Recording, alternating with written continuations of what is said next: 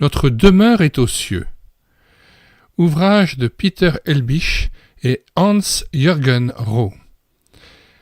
Édité aux éditions Sator, EBV, Bruven Verlag, Mediasport et Pauline.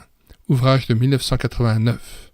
Album photo majestueux accompagné de textes de méditation, de poèmes et de citations bibliques. Notre vie est en marche. Dès notre naissance, nous nous dirigeons tous vers un but. Le vent conduira jusqu'au port ceux qui s'endorment sur les voiliers. Il en va ainsi pour chacun de nous. Animés d'un mouvement permanent, sans jamais prendre de repos, nous nous hâtons vers notre fin. Notre vie est entraînée par le fleuve du temps qui poursuit sa course même pendant notre sommeil. Et le fleuve de la vie s'écoule lors de nos veilles sans que personne y prenne garde. Nous sommes en marche. Basile le Grand, 331 à 379 après Jésus-Christ. La nostalgie est tapie à notre porte, à la porte de notre demeure. Où trouver la demeure, celle où la sécurité sera notre partage? Aujourd'hui, nous ne cessons de courir. À nos migrations si nombreuses pour assurer notre survie s'ajoute la fuite intérieure, la peur d'être seul. Sans repos, sans répit, notre âme est en recherche. Mais Dieu n'a-t-il pas confié la terre et ce qu'elle contient pour notre joie, notre bonheur? La création que nous gardons porte pourtant dans sa beauté la marque noire de l'éphémère.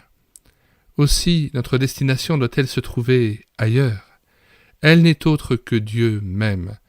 Lui seul est notre havre de paix, loin de l'agitation terrestre. Notre tourment ne prendra fin qu'avec notre retour à Dieu. Désespérés dans notre quête à cause des égarements, nous voulons parfois renoncer.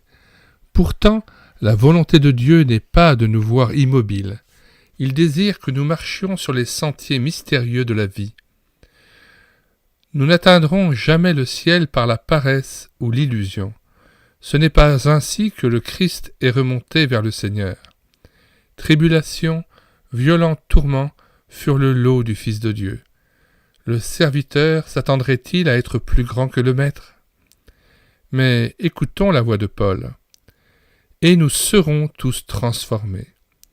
Nous vivrons beaucoup mieux sur terre si nous gardons toujours fixés nos yeux, nos pensées vers les cieux, car pour nous les cieux sont ouverts grâce au Christ, le ressuscité. » Nous vous invitons à découvrir la suite de cet album, très bien réalisé et vraiment admirable.